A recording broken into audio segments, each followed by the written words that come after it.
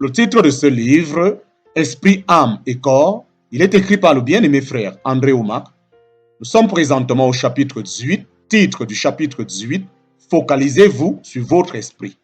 Chapitre 18, petit 3. Chapitre 18, petit 3. Le test. Il y a peu, il m'a fallu passer un examen médical pour que la souscription à ma police d'assurance soit acceptée. Il s'est agi d'être examiné tout au courant sur un tapis de course. Comme je n'avais pas autorisé l'infirmière à me raser les poils du torse, les électrodes sont tombées au bout de 12 minutes. Plusieurs semaines après, j'ai reçu un coup de fil de la compagnie d'assurance m'indiquant que mon dossier ne pouvait être accepté car un sérieux problème au cœur était apparu à la 12e minute du test. Lorsque j'ai demandé à l'agent si les électrodes qui tombaient pouvaient avoir eu une incidence sur les résultats, il a décidé de me faire passer un autre test.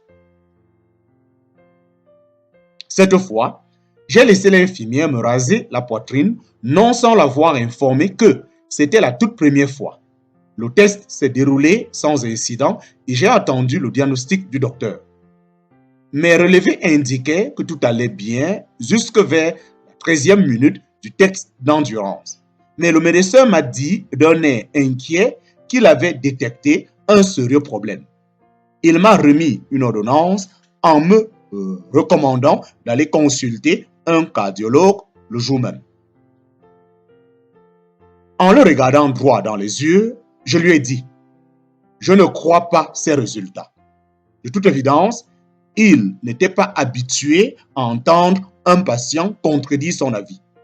Avant de le quitter, je lui ai demandé de regarder à nouveau les résultats et de me confirmer en toute honnêteté la présence d'une anomalie cardiaque. Il a répondu « Eh bien, le test ne montre pas clairement que vous avez un problème cardiaque, mais vous pourriez en avoir un. Vu que le cœur de chaque personne est différent, il se peut que vous soyez en parfaite santé. Je pense juste que vous deviez passer un autre test. » Ce n'est pas ce que vous avez dit, ai-je répliqué fermement. Vous venez de me dire que j'avais un sérieux problème cardiaque.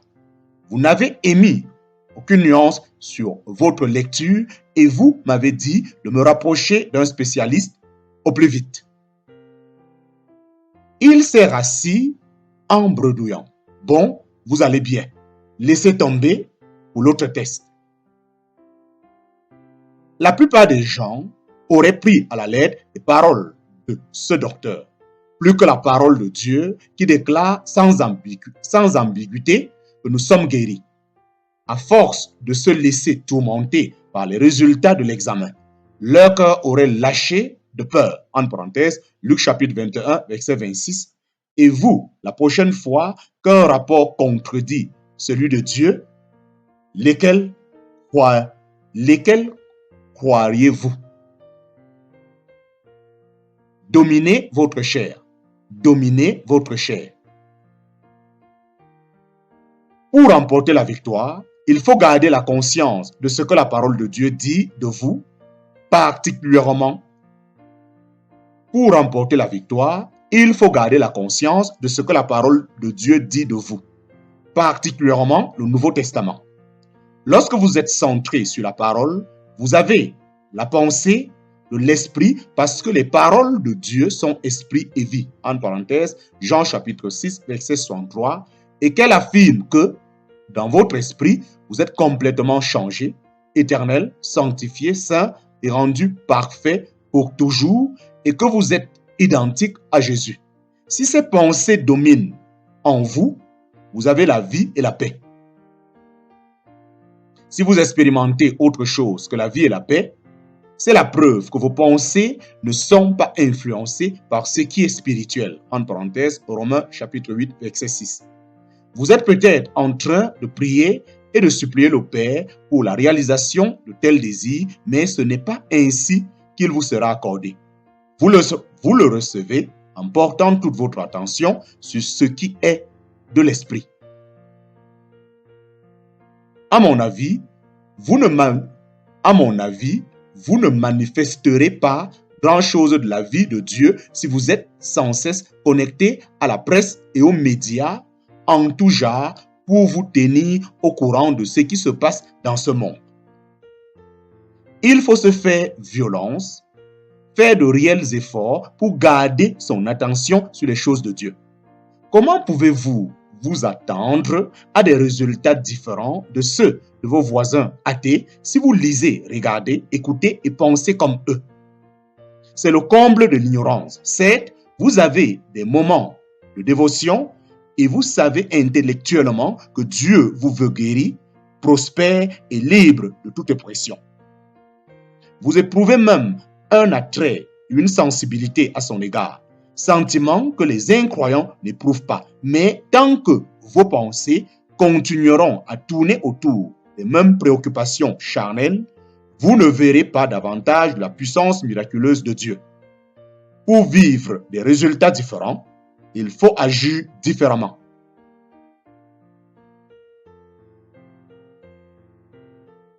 Si vous dirigez vos pensées vers ce qui est de la chair, vous serez attiré par ce qui est charnel.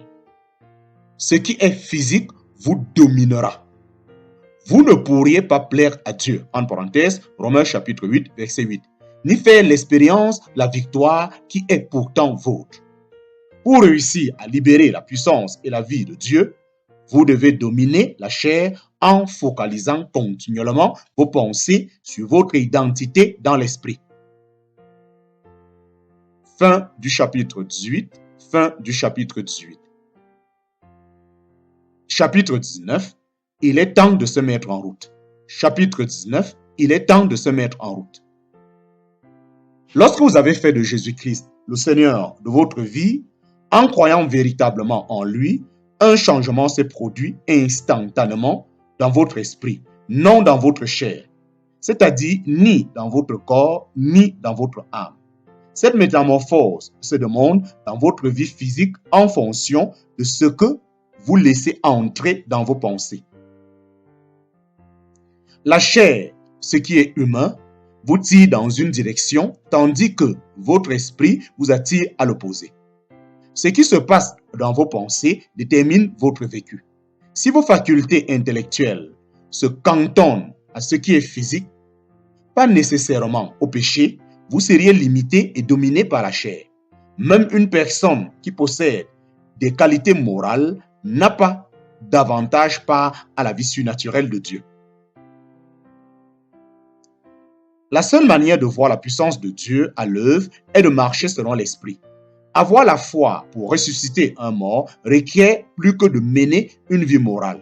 Cela vous oblige à croire en ce qui ne peut être ni prouvé ni démontré dans le domaine naturel et à reconnaître l'existence d'un monde spirituel. Ceci s'applique aussi à la prospérité. Il peut arriver que votre foi ne puisse trouver d'appui ni dans les circonstances ni dans votre compte en banque alors qu'un huissier menace de vous déposséder de votre maison ou de votre voiture. Il semble que tout dans le naturel contredise la parole.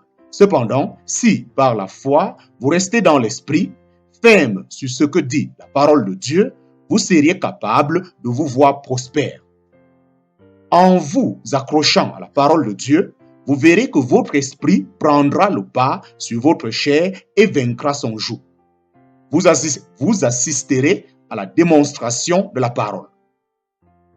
La paix. La paix. Il est tout à fait possible d'avoir les pensées occupées par ce qui est de l'esprit. Selon Proverbe chapitre 23, verset 7, un homme est semblable aux pensées de son âme. Ce à quoi vous pensez en continu finira donc inévitablement par vous dominer. Ainsi, si vous vous concentrez sur la personne que vous êtes en Christ et sur ce que vous avez reçu de lui, ces réalités finiront par apparaître dans votre vie. Un tiers de votre transformation est achevé. Votre esprit né de nouveau n'a pas besoin de grandir ou de se développer. En ce moment, votre esprit est exactement comme il sera pour l'éternité. En parenthèse, 1 Jean chapitre 4, verset 17. Vous avez un corps et une âme qui n'ont pas encore changé. Ils peuvent être transformés, mais ce n'est pas automatique. Cependant, le changement de votre esprit lors de votre nouvelle naissance a été total, complet et automatique.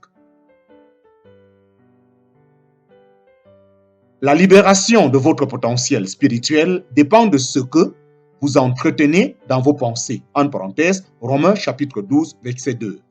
Le flot de l'Esprit de Dieu se tarit en vous lorsque les réalités naturelles, le péché ou ce qui est charnel vous domine en contrôlant vos pensées.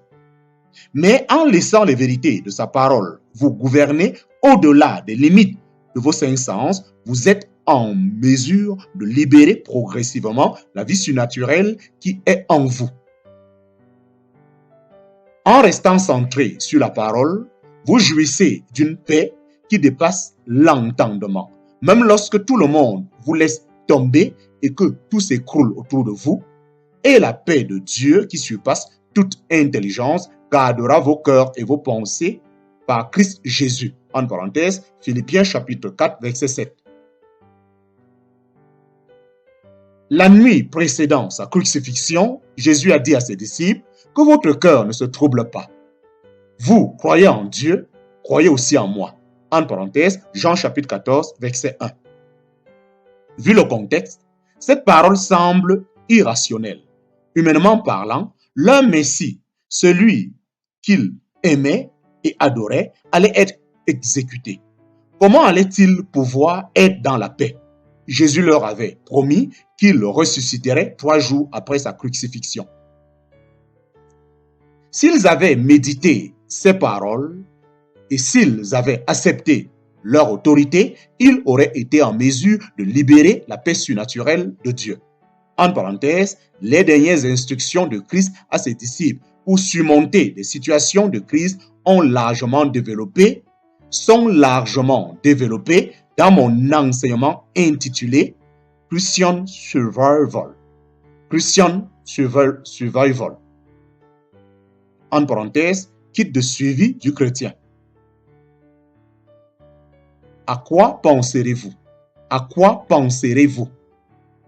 Si vous voulez faire l'expérience de ce qu'il y a de meilleur avec Dieu, vous deviez comprendre la différence entre l'esprit, l'âme et le corps. Un potentiel illimité se trouve dans votre esprit.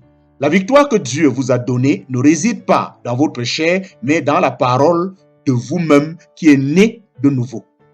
Devenir un chrétien adulte, c'est interdire à ce qui est charnel de s'exprimer en se soumettant davantage à ce qui est de l'esprit.